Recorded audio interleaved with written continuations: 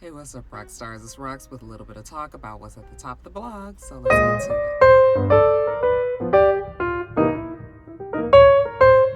All right, rock stars, we're going to get through this real fast today. First story up, everybody mad at Fantasia about talking about submitting to her husband. First of all, you guys, we go through this every now and then. People get in their feelings about somebody says about submitting to their husband, and you get a plethora of women talking about being independent or not needing a man or, whatever. Do I agree with Fantasia? I agree with Fantasia. And I don't expect people to agree with me. Many do, many don't. I think it really boils down to how you were raised, what you saw when you were growing up, where you were growing up, okay? And what I mean by that is whether or not you were in a two-parent home, whether or not you were raised in the church, because submission is something that the Bible has put upon or challenged, families, husbands and wives to do. So it isn't always a concept that many people can wrap their heads around, because that is not what they saw. That is not what they experienced. Many of us were born and raised into a single parent household, most likely our mothers. And many women in particular have been raised to see their mother have to do both the mother and the father's roles. And nobody is saying that women haven't been successful in raising their children on their own. There's nothing wrong there. But when you are talking about the concept of submission, first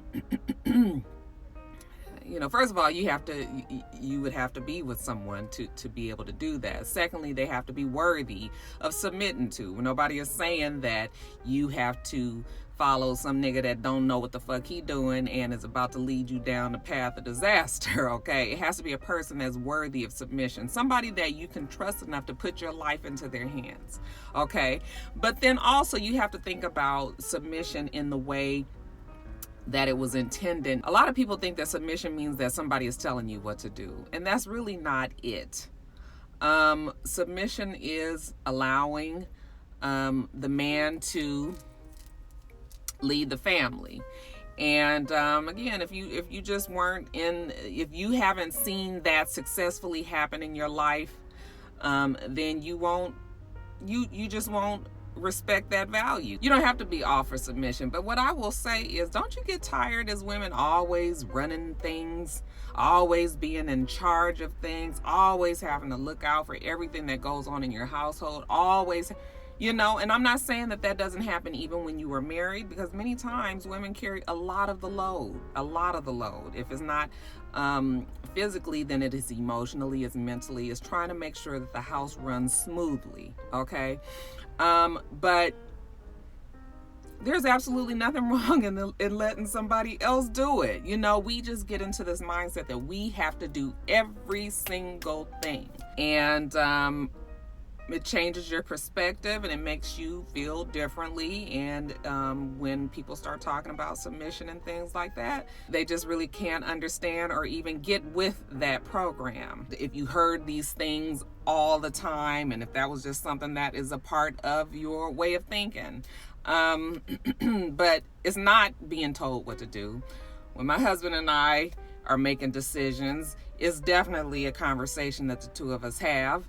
And there's sometimes when I just say, I really think that we need to do this, that, and the other. But it is respecting each other enough to have the conversation, to get each other's viewpoints, and to make sure that this family goes in the right direction. There's nothing wrong with it. It's just nothing wrong with it, and if you choose to submit to your spouse, then fine. If you are a single woman who has to do everything on her own and it has been able to do it, then fine too, but I just, when people get really upset about when we start talking about this, submission, it is just like, I wouldn't even trust that nigga to make me walk across the street, let alone leading my life. And well, you shouldn't be with that person, okay? And nothing wrong with being by yourself. until you can find the person that makes you trust them enough to leave, you know. And yeah, I just know that it's people just, I don't think there was anything wrong that Fantasia said. So that's it. But you guys tell me how you feel about it.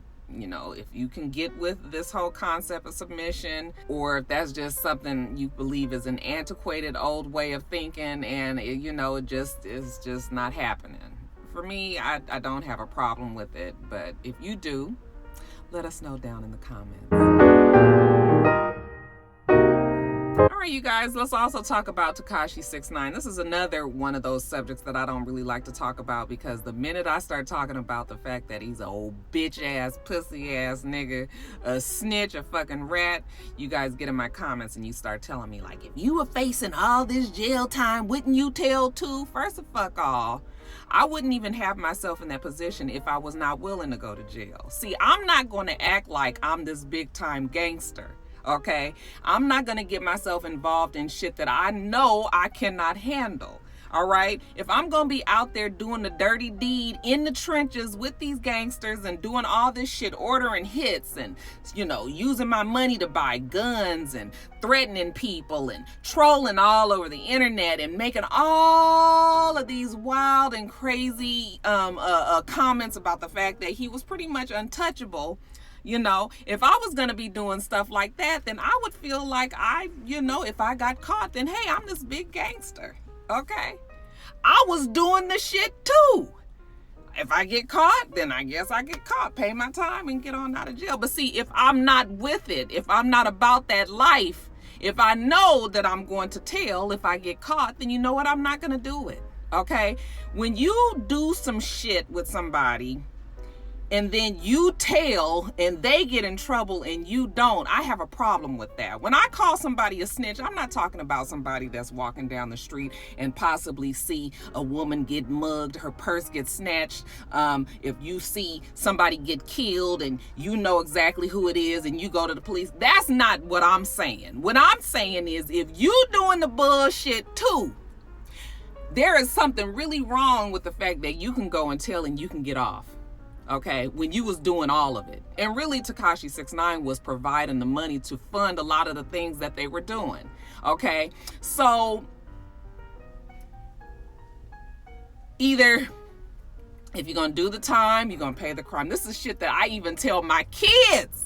Okay, and the frustrating thing about it is my kids don't even see it the way that I do. They're part of this younger generation where, oh yeah, I'm gonna do what I do, and then if I get caught, then I'm telling. You know, they see nothing wrong with what Takashi 6ix9ine is doing, but it is something about a person who can do the bullshit. Just remember, like when you were younger and you had your brother or your sister, and they was always in some shit, always doing something right alongside you, and then they go and tell your mama, and then you go and get in trouble. You get your ass whooped, and your brother or sister get off the hook. How did that make you feel? You know, so I realized that it's sort of like I'm not ever gonna say that I'm like street. Okay, I didn't grow up in no gang. You know, I'm not involved in gangs or anything like that, but I'm definitely a part of a generation that obviously is slowly vanishing. They just believe that it's okay to do all of this shit, and if you get caught, then you know you can tell. That just really is it's just really a terrible thing to me. So Takashi 6ix9ine now being on the witness stand and telling all of the business, you know, first of all, I'm not even surprised, because I knew he wasn't a part of that life when he was doing all of that shit. I've told you guys plenty of times that I don't like him. He gets on my fucking nerves. Like, I just didn't even understand. It was very clear that he wasn't what he was portraying himself to be, but everybody was glorifying him and loving the fact that he was just so in your face and out there. I mean, I will say Takashi 6ix9ine has some funny parts to him, but I knew that at some point it was going to come to an end. All right. And now he's in jail, or now he's on, you know, in this court case, and he's telling telling everything. And the sad part about it is he's probably going to get out, and this younger generation is going to embrace him again. And, you know, he's probably going to move on with his life. That's one part of me thinks that. The other part of me is wondering what the OGs and shit is going, you know, how that's going to go down. You know, maybe it's not being talked about, but because he's too much attention hungry to, I don't even see him going into some sort of witness protection. You know, he's put his family in danger. They won't even go to the courthouse because they're afraid that, you know, there will be some retaliation. And it's just, but I don't expect people to understand what I'm saying. You have to be a part of a way of thinking to understand. Okay. Again, I'm not saying if you witness a crime that you shouldn't tell. That is not what I'm saying. I'm saying if you do the shit, then you need to be big enough, man enough to pay for what the fuck you did. Okay? But, you know. So when people ask me that same thing, Roxanne, wouldn't you tell if you knew you faced all this jail time? I wouldn't even see, because I know I'm not jail material. So I'm not fucking around with none of that stuff. I'm not trying to rob nobody. I'm not trying to be in it with nobody. I'm not trying to do that. And he did not have to do any of that. Okay? He was mesmerized by that culture. And he knew that it was making him even more money. He got too deep. All right? And now he's a buster. Okay? He's a whole Mark, you guys. He is just trash. And we'll see what happens when he gets out. I actually wouldn't be surprised if anything, if he gets out and he's able to pick right back up with his music career. I won't be surprised. I won't be surprised either if something happens to him. I just won't be surprised with anything, because there's like this definite line between how people feel about him, whether you like the fact what he's doing or not. And so it could go either way. But he's definitely telling it all. He's telling it all.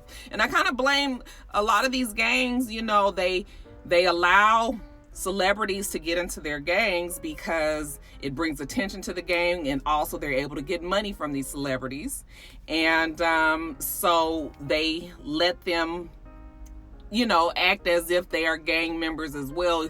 Didn't have to go through the process of getting jumped in, never lived on, you know, on the streets, and never was in Inglewood or, you know, all these LA gangs that a lot of these people are starting to claim in all different states and things. I mean, it's just way out. So it's definitely a different time. We'll see what happens with him. That's all I can say. But I don't feel sorry for him one bit. And we'll see exactly how it turns out for everybody involved, because there's a lot of people involved, and he's telling a lot of people's lives are on the line right now. But I mean, you know, you do what you do, and I guess what's the saying? There's no honor amongst thieves. Okay, I guess you can't never trust a fellow thief to have some character and stand up and not snitch, right? Okay, well, what y'all think about all of that?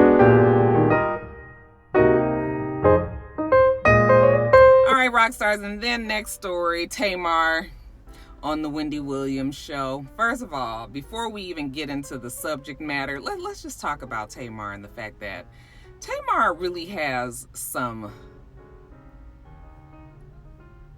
I'm not trying to be mean or shady or anything. Tamar definitely has some mental issues, okay? There's things in her life, obviously, that she hasn't dealt with. And so she's always trying to force upon us that she's going through this transformation, and that she's becoming a different person. She never seems to quite get to that person. Okay. Now, she cut her hair, and I will admit, I thought that it was a stunt, that she wasn't going to stick with it. She stuck with it. It actually doesn't look bad. Okay. Now that she let some of her hair grow back in, because she was like skee ball, like back of my hand skee ball for a minute. But she stuck with that. But this whole thing coming out in the Spanx, and first of all, I mean, that outfit nowadays is not as shocking as it would have been in the past. I mean, that whole minimalist look that Kim Kardashian, and we've seen her wear that kind of shit before. I mean, we never said that shit looked good on her either. But, you know, so Tamar is not the first to do it. But I was just like, you know, her whole reasoning is just like, you know, I'm tired of stuffing myself. And well, then stop stuffing yourself. And that don't mean you have to come out in some underwear. Okay? You know, Tamar, it's not like Tamar is fat or anything like that. Yeah, she may have a couple of rolls. That's what happens when you get to your 40s. Okay, you got a couple of little handles. You know, that's cushion for the pushing. I tell y'all that all the time. You know, but you know, it's just like, I always feel like she wants everybody to be like, girl, that's right, yo, that's right. Come out there and you ain't gotta stuff yourself in nothing. You know, you beautiful the way you are. But if you don't think that in the inside, you never gonna get the satisfaction from women telling you that from the outside. You have to understand and believe that that's what you are. You have to accept yourself. Tamar never seems to accept herself. Never. Okay, so that's the first thing, because I had to sit there and listen to her explain the reasons why she came out there half dressed. Okay, but the conversation with Wendy was fine. Okay, the last minute and like 20 seconds of the interview, and it didn't even take all of that. Wendy Williams asked her about The Real, says that the show is not good without her. Okay, well, that's all. That is just basically personal, how you might feel. Okay, the fact of the matter is The Real has gone on to be very successful ever since Tamar even left. Okay, won Emmy Awards. All right, so the show is doing well enough without Tamar. So that's a personal feeling, because the fact of the matter is it still is out on the show. I mean, on the network, and is winning awards. Okay, so that's subjective, right? But then, I don't think that Tamar said anything. It was a slight, very small, slight bit of shade in there, but nothing that I felt was going to get out of hand, okay? It definitely could have been way more than, because Tamar is capable of just really taking it over the top. You guys saw the post that she did about the man supposedly selling her drugs on the airplane. I was just like, girl, you is really doing the most. You is really doing the most. So it could have, Tamar always had the potential to blow shit up, and she didn't, okay? But, I don't understand why we still talking about The Real first. How long has she been off of that show? It's been 3 or 4 years at least, right? Okay. Everybody has moved on. We understand that they not friends, okay? There was some bad blood there when she was fired, her and Vince left, whatever. We got all of that. I hate the fact that, The Real even responded, that Lonnie Love even responded and said something about it, because now it's just become this whole back and forth tit for tat, and it's just the same bullshit. Okay, whether or not Lonnie got her fired, writing letters, Lonnie saying she did and telling her she should come on the show. She's saying she not coming on the show. She go on shows with ratings. Okay, let's not even talk about that. She's on Wendy Williams because Wendy Williams is a good friend of hers. All right, Tamar's not about to be on no for real daytime television show that's like NBC. We talking about Kelly and Ryan. We talking about Ellen. She not doing those shows, okay? So the Wendy Williams is about on par with The Real, maybe just a little bit, above, because Wendy Williams has maybe the bigger name, but you know what I'm saying? But that shouldn't even matter. We shouldn't still be talking about Tamar leaving The Real, because Tamar said that she was gonna go on and do her own thing, and she hasn't really, other than just Braxton Family Values. Remember, she was supposed to have her show that she was supposed to be doing with Steve Harvey and all that. That fell through. We don't hear anything about that. But even that's fine. Everybody just move on with their lives. But this back and forth between Lonnie and Tamar is ridiculous. And I don't know if today, because this is Thursday, I'm not sure if if The Real responded even more today. I just want them to dead it, because it doesn't even matter. It's just so stupid. Okay, because it's been years and years and years. That's pretty much all I got to say about that. What's this they saying Meg Thee Stallion is going to be playing Wendy Williams in her biopic? I was like, huh? How did that come about? I don't know if that's just talk. Somebody left that in, if that's just chatter, because somebody just left that in my comments, and I didn't think to even research it. It just came on my mind right now. And that's pretty much it. Congratulations also to Wendy Williams. She has her shows been renewed through 2022.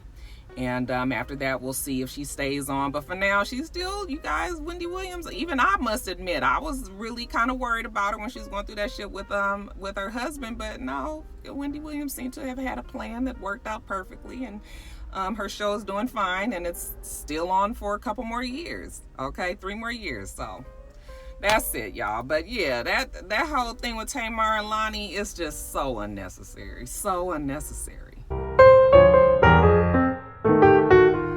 Oh, it's hot. Try to get out the ear, y'all.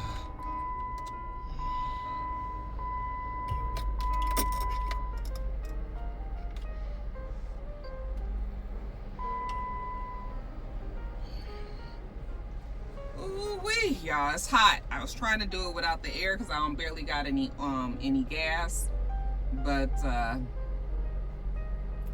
couldn't make it through, you guys. Next story.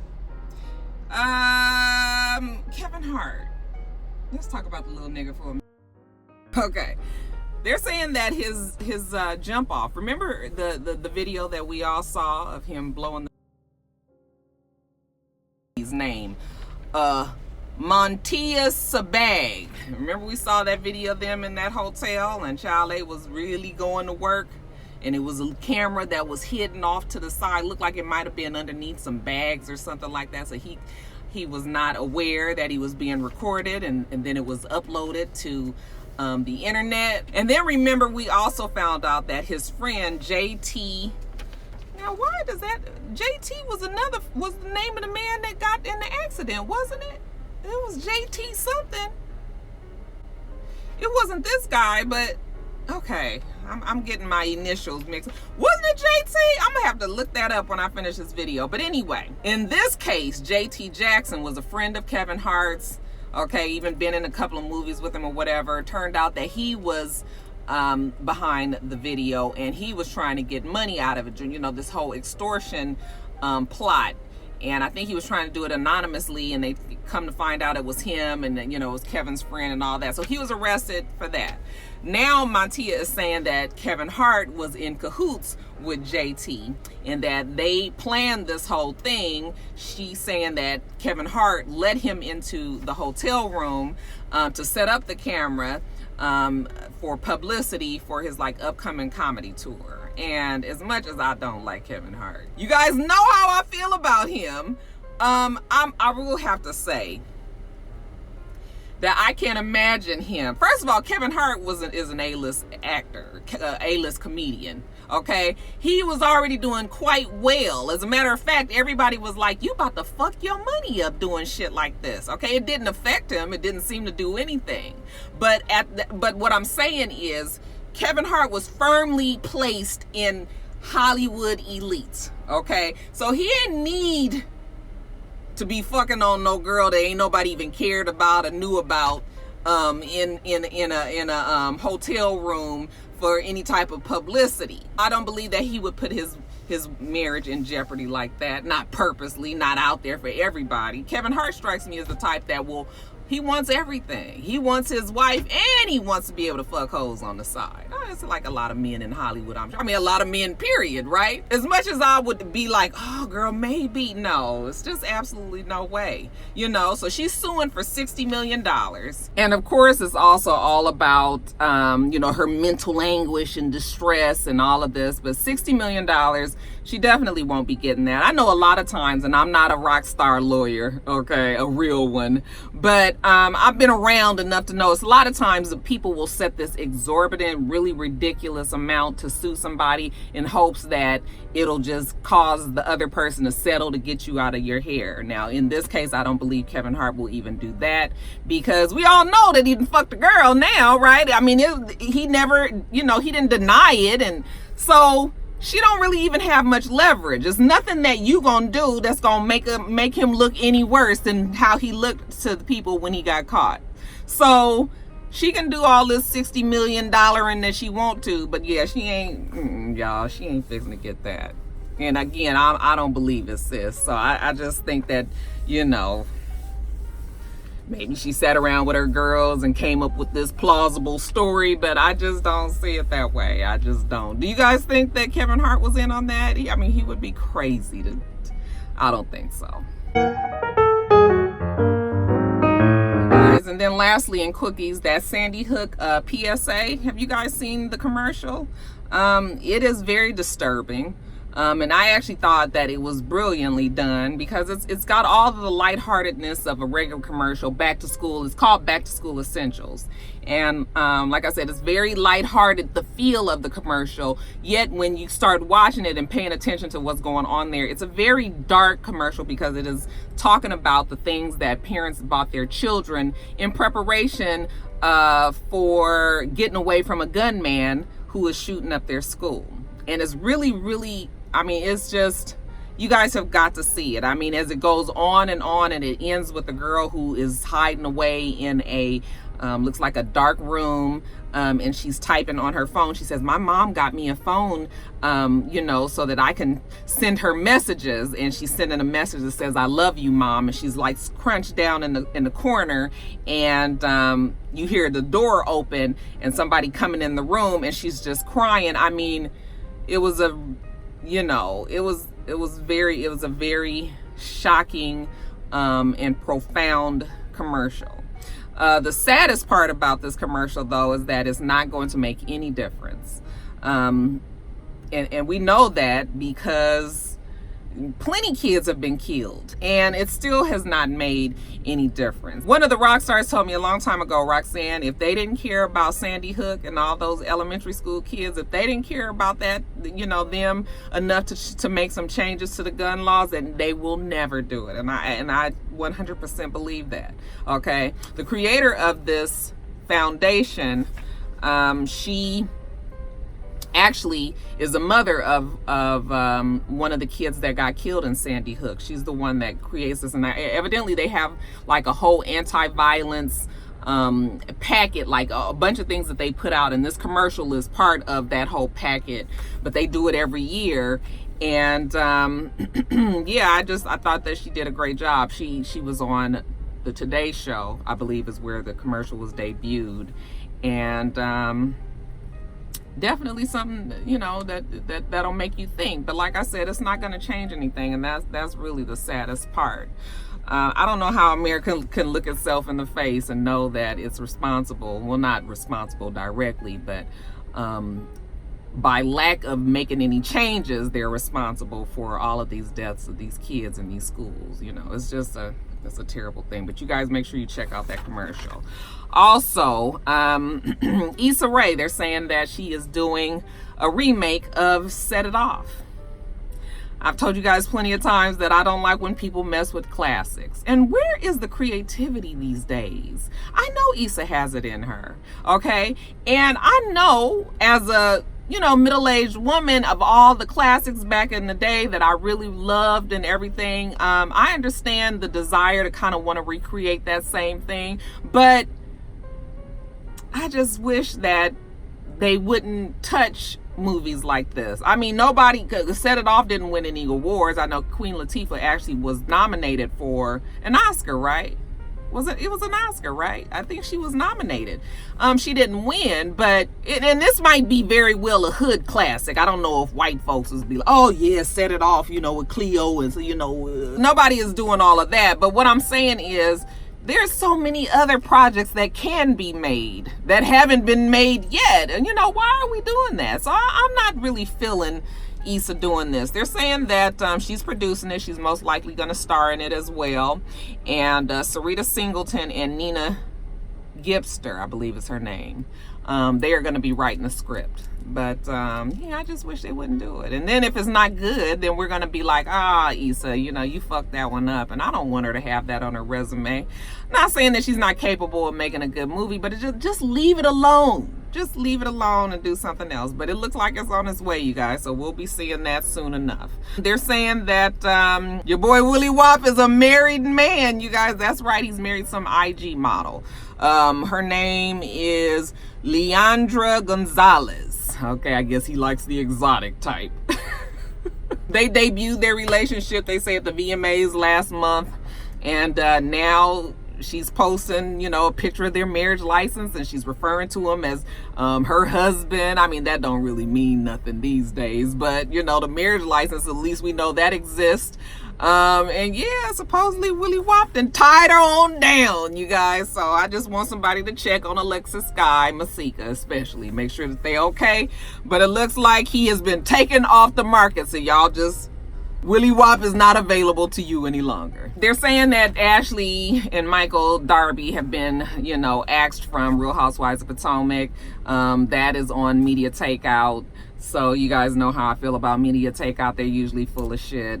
You can't believe that. And anyway, we'll know more about who is and isn't on the show as the show gets closer. That show won't be back on for another year, you guys. So we don't have to worry about that right now. Now, would I be surprised if they didn't come back? No, I wouldn't be surprised because, Bravo don't like litigation. Even if the case was thrown out, just the fact that they had to even deal with a possible person on their show, harassing one of their crew members, I'm sure Bravo would rather not deal with that. So, I mean, I wouldn't be surprised if they were put off, but right now you can't go by Media Takeoff. No. And lastly, you guys, this donut chicken sandwich at KFC, everybody is just like, ugh, why would they do it? It kind of, to me, sounds like the same idea as chicken and waffles. Okay, they wanted to have something that they could actually you could actually have in your hand, and they came up with the idea of a donut instead. And it's the salty, the sweet, and all of that. Does it look like it's a whole bunch of cholesterol, a heart attack waiting to happen? Yes, it does. But a lot of times when you're eating junk food, ain't nobody trying to, err on the side of caution anyway. So I don't have any desire to taste it because that's just, to me, the textures sound strange. But maybe if I had a donut on the side of a piece of a chicken nugget or something like that, maybe I would be more okay with it. But yeah, it's not nothing for me. This is really just something for everybody to talk about because Popeyes had just taken over like that. KFC was like, well, we need something just a slight bit more ridiculous, but maybe something that people will still possibly eat. I keep on thinking to myself how it's going to be wrapped and packaged, okay? Because you get a nice fluffy donut, and then you get your chicken, and the grease starts to mix with that donut, and it's going to soak into that donut, and that donut is going to become dense, and it's not going to be fluffy anymore, and it's going to be oily and all. Like, that's the part that grosses me out because I don't like the taste of wet bread. I don't like wet bread. Okay, so that is what's more concerning to me. But y'all, that's just a stunt that KFC is trying to pull. It'll probably do, okay, and then it'll go away. Okay, because ain't nobody trying to fuck around with no damn donut sandwich. But maybe, you guys, stranger things have happened. We'll see. Are you guys looking forward to tasting the donut chicken sandwich at KFC?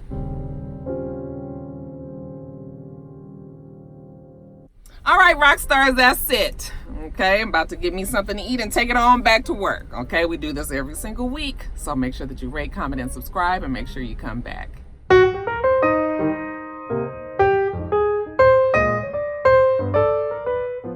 Until next time, rock stars, bye.